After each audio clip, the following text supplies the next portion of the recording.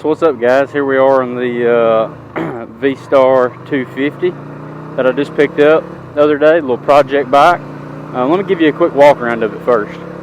Alright guys, here's a little overview of the 2011 V Star 250 I picked up. I'm not going to lie to you, it looks a little better on camera and in pictures than it does in person. As you can tell here, if you look very closely, you can see how the rear fender is tweaked ever so slightly to the right. It's been dropped on the left side right underneath the blinker, and got a little scuff spot on it. Whenever they did that, it kind of tweaked the fender a little bit. I have not tried to bend it or tweak it back. I think I can probably coax it back into position a little better, at least where it's not so obvious. And then the only other real damage is a little scratch here on the tank and a small nick there. Other than that, it's just one more nick here. Other than that, it's mainly just like clear coat scratches, nothing as deep as that. Again, looks like all it's had done to it from stock that I can tell is it has this windshield. Now this says Virago here, but this is a separate piece, so I don't know if this is a genuine Yamaha accessory or not, or if they cut this piece from some other older Virago or something and attached it here, because these are two different pieces of glass. My plan is to remove this piece. It's all faded and it just doesn't look that great, so I'm going to remove it completely if I can, and then that will allow me, because the cutout in this windshield is much larger, and I also assume this is from another bike because it doesn't fit this diameter headlight, so that'll allow me to slide this piece way lower in the mounts. That way I'm not looking through it as much.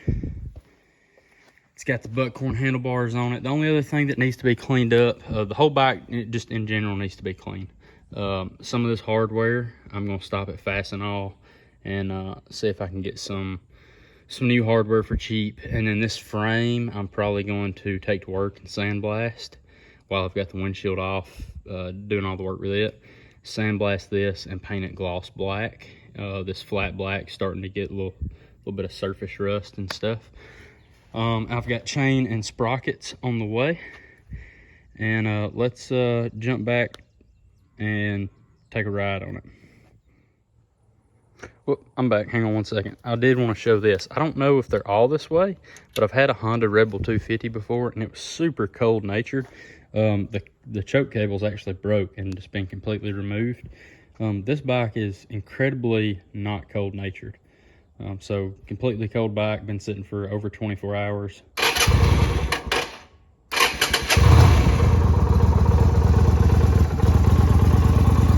Settles into an idle pretty good. I don't know if they're all that way, but like I said, I've had a Honda Rebel before, and they're notorious for being cold natured, the old 250. This thing, not at all, so that's good. Alright, so as you can see from the walk around, not horrible shape, not perfect shape. It's a 21,000 mile bike, so cosmetically, you can tell it's got 21,000 miles on it. So yeah, initial impressions, my impressions are going to be compared to a Rebel 250 because that's the only other bike I've had in this class or category, other than some really small CC deal sports like a single cylinder little DR200. But as far as cruiser, beginner cruisers, definitely going to be comparing this to the Rebel 250.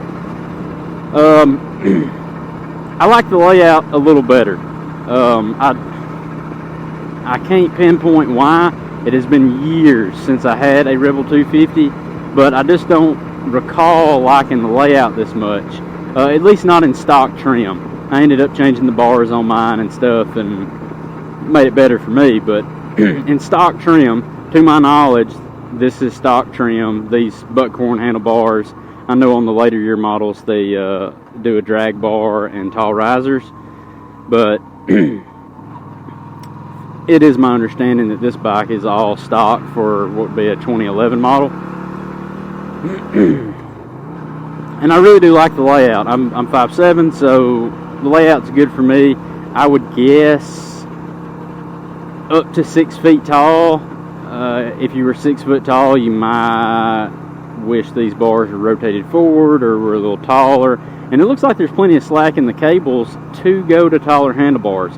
Nothing crazy, but you could at least go with some like 8-inch mini apes, which would probably be about the same size. They just wouldn't have the this buckhorn sweep back on, you know, the hand grip portion. This is the first bike I've ever had that's had a pair of these buckhorn style handlebars, and it doesn't look the best in my opinion. It doesn't look very modern. I think we could all agree. That's more what I'm going for when I say that. It doesn't look super modern. It definitely looks antiquated a little bit, or older. However, it is very comfortable, and I do like it, and I would not change these bars. If I were keeping it, I don't think I would change these bars. So, as far as the engine on this bike, definitely has more torque and initial get up and go than a Rebel 250 does. And I think Google would tell you the same thing. I think my Rebel 250, I don't ever remember getting it over 75 on flat ground. I honestly don't ever really remember getting it over 70. And I think Google says a Rebel 250 is good for 75. I've seen videos of this with much heavier rider than me on it. Also, to my knowledge, to be in stock gearing, doing like 83. So it is a little faster, even though it's a V-twin, not a parallel twin, and it definitely cruises very well in the low RPM.